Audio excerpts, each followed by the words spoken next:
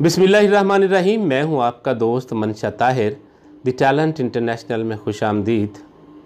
दोस्तों, आज हमारे साथ जो मेहमान शख्सियत हैं वो किसी तारीफ़ की मोहताज नहीं है। सीईओ हैं ऐसे ट्रेडर्स के। ऐसे ट्रेडर क्या है? ऐसे ट्रेडर एक ऐसी कंपनी है जो कि लोगों के लिए कंट्रोल शेड मुकम्मल बनाकर वो देते हैं। कंट्रोल शेड का उनका बिज़नेस है। कंट्रोल शेड कैसे बनाया जाता है? अगर 30,000 बर्ड का आपने कंट्रोल शेड बनाना है तो उसके लिए ज़मीन कितनी चाहिए, उसके लिए बिल्डिंग कैसी होनी चाहिए, और उसके अंदर क्या क्या लवाजमात होते हैं, उसके अंदर लेबर कितनी चाहिए, और आपका उस पर एस्टिमेटेड कितना ख़र्चा होगा, और इसके अंदर एक साल के अंदर कितने फ्लैग जो हैं वो आप ले सकते हैं, और आपकी सालाना बचत कितनी होगी। ये सारे सवालात हम उनसे करेंगे। तो मेरे साथ मौजूद हैं जनाब शौकत अली साहब। थैंक यू सो मच जनाब शौकत साहब, आपने हमें टाइम दिया, आप यहाँ आए। तो आप हमारे दोस्तों को बताइए कि कंट्रोल शेड का बिज़नेस कैसा है, और आपने ये बिज़नेस कब शुरू किया, और आपके ऑफ़िस कहाँ कहाँ हैं? बिस्मिल्लाहिर्रहमानिर्रहीम। मुझे काम करते हुए तकरीबन फील्ड में काम करते हुए मुझे कोई 15 साल हो गए हैं, 15 से 16 साल। वैसे पहले मैं जॉब करता था, आर्टल कंपनी थी जो कि 2002 में ख़त्म हो गई थी। तो उस वक़्त से मैं काम कर रहा हूँ। उससे पहले जॉब थी, फिर बाद में 2004 के बाद फिर मैंने अपना बिज़नेस शुरू कर दिया। उस वक़्त इतने कंट्रोल शेड नहीं थे। जिस तरह ये सीएनजी शुरू हुई, कंट्रोल शेड साथ ही शुरू हो गए, तो लोगों ने अपना जो है ये इन्वेस्टमेंट करनी शुरू कर दी। लेकिन उस वक़्त काफ़ी ज़्यादा इसमें जो है ना बचत थी। लेकिन आजकल इसका कंट्रोल शेड का बड़ा क्रेज़ है, जिसको देखें वो कंट्रोल शेड के बिज़नेस की तरफ आ रहा है। आपको हमारा पूछने का मकसद भी यही था कि इतने लोग इसके पीछे क्यों हैं, क्योंकि हमारे ज़्यादातर दोस्त जो हैं वो बाहर हैं, और ओवरसीज़ जो हैं उनमें से कई दोस्त हमारे जो हैं वो ये काम करना चाहते हैं। तो ये इतना ज़्यादा, क्योंकि आज कल देखा जाए तो हर बंदा कह रहा है कि मैं कंट्रोल शेड बना रहा हूँ। इसमें ये है कि कंट्रोल शेड का जो रिज़ल्ट है ना, लोग कोई भी बिज़नेस आजकल लोग जो है ना वो बहुत यानी कि फारवर्ड हैं, बहुत वो कहते हैं कोई भी बिज़नेस करें उसका रिज़ल्ट जल्दी आए। तो इससे जो फास्ट रिज़ल्ट है ना किसी बिज़नेस का नहीं है। यानी कंट्रोल शेड का बिज़नेस ऐसा है कि इसका रिज़ल्ट जो है फास्ट मिलता है आपको। इसका जो है 1.5 माह के बाद आपको रिज़ल्ट सामने आ जाता है कि आपने क्या खोया क्या पाया। शौकत साहब, आपके ऑफिस कहाँ कहाँ हैं, और कब से आप इस बिज़नेस के साथ रिलेटेड हैं? मैं तकरीबन अपना जो बिज़नेस कर रहा हूँ वो तो तकरीबन 2006 से कर रहा हूँ, ठीक है। उससे पहले मैं जॉब करता था। 98 से मैंने ये फील्ड शुरू की थी। तो ना ये 2006 से जो है ना ये मैं अपना काम शुरू, यानी 2006 से ऑनवर्ड आपका काम चल रहा है। आपका मेन ऑफिस कहाँ पे? मेन ऑफिस मेरा मुल्तान में ऐसे ट्रेडर के नाम से, ठीक है। वहाँ पे हम जो है ना वो लोगों को कंसल्ट करते हैं, और स्पेयर पार्ट्स, टोटल मशीनरी जो है वो भी हम प्रोवाइड कर रहे हैं, ठीक है। और ये जो टोटल मशीनरी है ये इंपोर्ट होती थी पहले, दूसरे जो है वो यूरोपियन ममालिक से आती थी, अब ज़्यादातर चाइना से आ रही है। शौकत साहब, मैं चाहता हूँ कि अपने दोस्तों को, अगर कोई हमारा दोस्त 30,000 बर्ड का कंट्रोल शेड बनाना चाहता है तो उसके लिए ज़मीन कितनी होनी चाहिए और बिल्डिंग कैसी होनी चाहिए? जो पहला प्रोसीजर है वो ज़मीन का है कि ज़मीन जो है वो कम से कम 3 एकड़ 2। उसकी लोकेशन कैसी होनी चाहिए? आप क्या समझते हैं किस जगह पर हो? वो तकरीबन लोकेशन ऐसी जगह पे होनी चाहिए, दूर दराज होनी चाहिए। ज़मीन लोग ज़्यादा देखते हैं कि ज़्यादा कॉस्टली ना हो, क्योंकि वहाँ पोल्ट्री फार्म ही बनाना है उन्होंने, ठीक है। लोग देखते हैं कि दूर दराज ज़मीन हो, इन्वायरमेंट जो है वो अच्छी हो, और उसके नज़दीक जो है कोई ज़्यादा पोल्ट्री फार्म ना हो, और खुली आबो हवा हो, और आबादी का जो एरिया है वो भी नहीं होना चाहिए। बाज़ का तो आबादी के एरिए में जो है ना वो लोग स्टे भी ले लेते हैं कि हमें बदबू आती है। यानी ऐसी जगह ज़मीन होनी चाहिए जिसकी आबो हवा अच्छी होनी चाहिए, ट्रांसपोर्टेशन की अप्रोच अच्छी होनी चाहिए, हाँ। और वो जो है आपकी आबादी के करीब ना हो तो ज़्यादा बेटर है, ज़्यादा बेहतर। तो बिल्डिंग कैसी होनी चाहिए? बिल्डिंग जो है वो सिंपली होती है इसकी। उसके अंदर क्या क्या होता है बिल्डिंग के अंदर? बिल्डिंग में कुछ शेड कैसा होता है? उसके साथ होता है वो 450, कुछ लोग 400 फुट लंबाई में बनाते हैं, 450 भी बनाते हैं, 425 भी बनाते हैं। कुछ लोगों के पास ज़मीन पहले से मौजूद होती है, जी जी जी, ठीक है, वो उसके हिसाब से उसको जो है ना वो अपना डिज़ाइन करते हैं। पहले तो लोग बिल्डिंग ही बनाते हैं। 450 फुट लंबाई, 50 फुट उसके अंदर से चौड़ाई होती है, ठीक है जी। उसमें 30,000 बर्ड आप डाल सकते हैं। और उसके अलावा जो होता है उस जो इसके साथ जो अटैच होता है वो एक कंट्रोल रूम होता है, जिसमें हम अपना इलेक्ट्रिक का जो पैनल्स होता है, जो सारा कंट्रोलर होता है जो उसको कंट्रोल करता है, वो लगता है, ठीक है। उसके बाद एक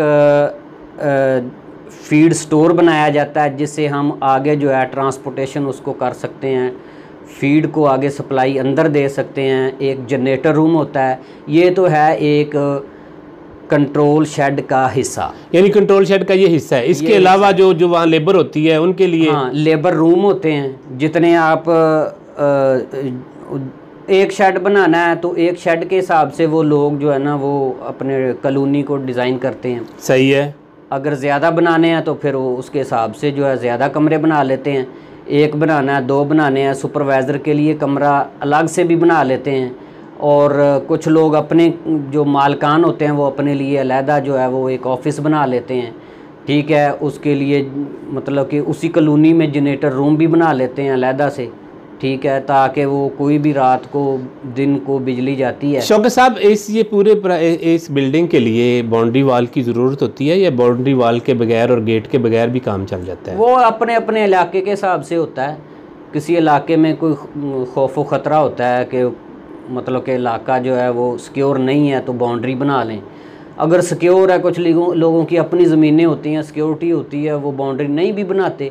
लेकिन ये सिक्योरिटी पर्पज़ के हिसाब से जो है ना वो बाउंड्री तो बनानी चाहिए। कुछ लोग खारदार तार लगा लेते हैं, वैसे ही ओपन छोड़ देते हैं, लेकिन उसमें जानवर वगैरह जो है वो अंदर घुसते हैं, जो कि मतलब कि मुख्तलिफ़ किस्म के जरसूम वगैरह लेके अंदर आते हैं, जो कि मुर्गियों के लिए यानी आप समझते हैं कि बाउंड्री वाल होनी चाहिए, गेट होनी चाहिए, प्रॉपर सिक्योर होता है मुर्गी के लिए। शौकत साहब, कंट्रोल शेड के अंदर कौन कौन से लवाजमात होते हैं, कौन कौन सा मटीरियल इस्तेमाल होता है, वहाँ पे क्या क्या फंक्शन होते हैं, प्लीज़ हमें डिटेल से बताइए। बिल्डिंग बनती है, बिल्डिंग के अलावा जो है उसके अंदर इक्विपमेंट होता है। इक्विपमेंट क्या क्या होते हैं? इक्विपमेंट में ये होता है कि फीड लाइनें और वाटर लाइनें, सही है, जो कि ऑटोमेटिक होती हैं, सही, ठीक है जी। उसमें फैंस लगते हैं, 9 से 10 11 भी लगा सकते हैं आप, जो उसका एरिया बनता है उस हिसाब से, जितना शेड किसी ने बनाना है, ठीक है। उसके अलावा इसमें कंट्रोल पैनल्स वगैरह लगते हैं, कंट्रोलर लगता है जो ऑटोमेटिक सारे फैंस को कूलिंग, हीटिंग सारी को जो है वो ऑटोमेटिक चलाता है, टेम्परेचर बताता है। यानी ये टोटल जो है ऑटोमेटिक होता है, मुकम्मल सिस्टम जो है टोटल ऑटोमेटिक होता है। टोटल ऑटोमेटिक होता है। तो आप इसमें क्या क्या चीज़ें प्रोवाइड करते हैं? हम टोटल मशीनरी प्रोवाइड कर सकते हैं। क्या मसलन क्या क्या चीज़ें? उसमें फीडिंग ड्रिंकिंग होती है, फीडिंग ड्रिंकिंग हो गई, फैंस हो गए, कूलिंग पैड्स हो गए, जो भी ये सारी इलेक्ट्रिक का जो पूरा इलेक्ट्रिक का जो पैनल्स हैं वो मतलब वायरिंग होती है, सारा कुछ है, ये सारा करके देते हैं आप? जी, सारा बिल्डिंग के अलावा बिल्डिंग में जो भी उसमें ज़रूरियात होती है वो सारी हम पूरी करते हैं। इसमें ज़रूरी क्या होता है? एक तो वायरिंग हो गई, उसके बाद आपके कूलिंग पैड्स वगैरह लगने होते हैं, कूलिंग पैड्स हो गए और फैंस हो गए, फीड का, ड्रिंकिंग का जो लाइंस होती हैं वो सारी आप बिछा के दें? वो सारी बिल्कुल बिछा। इसके अलावा और क्या होता है वहाँ पे? इसके अलावा जनरेटर्स होते हैं। जनरेटर्स है वो 2 तो बहुत ज़रूरी होते हैं, ठीक है। बिजली भी ज़रूरी है, बिजली चली जाए, क्योंकि मुर्गी को बिजली की तो कंट्रोल शेड है, बिजली की तो ज़रूरत है उसको, चाहे जनरेटर से मिले चाहे उसको जो है वापडा से मिले। ये सारा मटेरियल जो है आप यहाँ से लोकली तौर पर लेते हैं या बाहर से मंगवाते हैं? ये पहले तो सारा जो है ना यूरोपियन ममालिक से आता था, लेकिन क्योंकि यूरोपियन ममालिक के जो सिस्टम्स हैं वो बहुत ज़्यादा महंगे होने की वजह से चाइना ने सहूलतें दी हैं, चाइना में बहुत ज़्यादा बनना शुरू हो गया। अच्छा, तो अब सारा चाइना से ही आ रहा है, ठीक है, लेकिन लोकल भी बनना शुरू हो गया अब हमारे पाकिस्तान में। ये बहुत अच्छा इक़दाम है हमारे लिए कि हम जो है ना वो खुद कफ़ील हों इस मामले में। हमारे मुल्क में ये बनना शुरू हो गया है। तो बहुत ये मटेरियल इधर भी बन रहा है कुछ, आप मिलके भी जी बाहर से भी मंगवाते हैं? बाहर से भी मंगवाना पड़ता है। जैसे वो इसमें जो ट्रांसपोर्टेशन के लिए इसमें आगर चलता है, जो फीड सप्लाई करता है वो आगर है, वो पाकिस्तान में नहीं बन रहा। मोटरें हैं इसकी, वो भी नहीं इधर मतलब के अच्छे जो काम करने वाली नहीं मिलती। तो वो मोटरें हैं या आगर वगैरह है, ये कुछ 2-3 ऐसी आइटमें हैं जो बाहर से आती हैं। बाकी तमाम मटेरियल आपको यहाँ से प्रोवाइड होता है? बिल्कुल। जो आपका ऑफिस मुल्तान के अंदर है, वहाँ का आपका स्टोर है, तो ये सारा मटेरियल वहाँ प्रोवाइड करते हैं आप लोगों को? वहाँ मौजूद मिल सकता है? बिल्कुल। अगर मैं आपका नंबर दे दूँ, अगर कोई दोस्त इसके बारे में कंसल्टेंसी लेना चाहता है, किसी मटेरियल के बारे में आपसे मालूम करना चाहता है, तो आप उसको अवेलेबल होंगे उस नंबर पर? बिल्कुल उसी नंबर पे हम अवेलेबल 24 घंटे। दोस्तों, मैं शौकत साहब का आपको नंबर दे रहा हूँ। ये बहुत अच्छे भाई हैं और इंशाल्लाह ताला आप इनसे कांटेक्ट करेंगे तो आपको बेहतरीन मशवरा भी देंगे और बताएंगे भी कि आप जो काम करना चाहते हैं वो कैसा है। तो ये 30,000 जो बर्ड का आप बना रहे हैं कंट्रोल शेड, इसके अंदर लेबर कितनी होनी चाहिए? इसमें ये है कि एक शेड जो बनाता है कोई, इसमें एक शेड में जो है ना वो 4 वर्कर्स होते हैं अंदर जो काम करने के लिए होते हैं। उनके ऊपर एक सुपरवाइज़र होता है, ठीक है जी। बाकी कोई उसमें कुक वगैरह होता है, कोई सफाई करने के लिए भी जो है वो रख लेते हैं बंदा। यानी कि ये टोटल मिला के कोई 5, 6, 7 यानी 5 और 6 लोग हों तो गुजारा हो जाता है। ये शिफ्टें होती हैं मॉर्निंग में भी और नाइट में भी? इसमें पोल्ट्री फार्म में 12 घंटे की ड्यूटी होती है। अच्छा। हाँ जी, 12 घंटे 2 बंदे ड्यूटी करते हैं, 12 घंटे अगले 2 बंदे ड्यूटी करते हैं। सुपरवाइज़र की 24 घंटे की ड्यूटी होती है। वो कभी भी अपना रात को दिन को कभी भी चक्कर लगाता है, उसने सुपरवाइज़ करना है क्या आप जो है ना वो लड़कों को फीड कितनी डालनी है, मेडिसिन कौन सी डालनी है, उसको मेन जो होता है वो कोई ना कोई डॉक्टर कंसल्ट कर रहा होता है। यानी इसके लिए डॉक्टर जो है कंसल्टेंसी के लिए डॉक्टर रखे होते हैं? हाँ जी बिल्कुल। शौकत साहब, अगर आपने ये 30,000 बर्ड का आपने कंट्रोल शेड बनाया है तो एक साल के अंदर कितने फ्लैग जो है वो मिल सकते हैं? एक साल के अंदर जो है ना वो 6 से 7 फ्लैग लोग जो है ना वो नॉर्मली निकालते हैं। अच्छा। 7 भी निकालते हैं, कोई 6 भी निकालते हैं।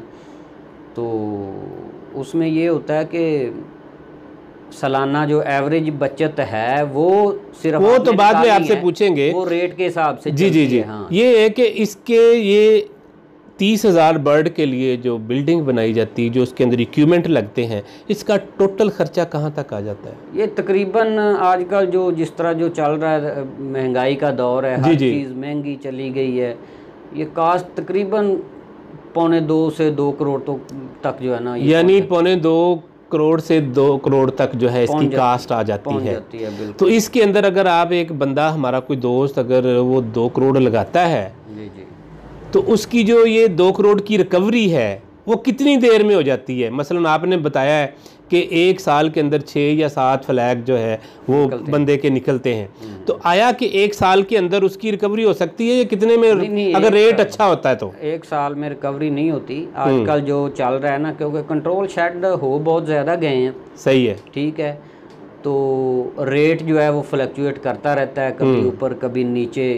तो नॉर्मली अभी देख लें इस दौर में ये जो है वो चल रहा है, कोरोना वायरस चल रहा है। कोरोना वायरस के दौरान जो दौरानिया था ये शादियों का था, तो इसमें लोगों ने पैसे कमाने थे, अपने पूरे साल की जो है वो एवरेज उनकी जो है। नहीं, आपका ये कहने का मकसद है कि ये बिज़नेस अच्छा है, लोगों को ये बिज़नेस की तरफ आना चाहिए। जितने लोग ज़्यादा आएंगे, जाहिर है ये किसी फील्ड के अंदर लोग अगर ज़्यादा आते हैं तो बिज़नेस भी उसी तरह रहेगा। जाहिर है बिज़नेस कोई भी होता है, उसमें कुछ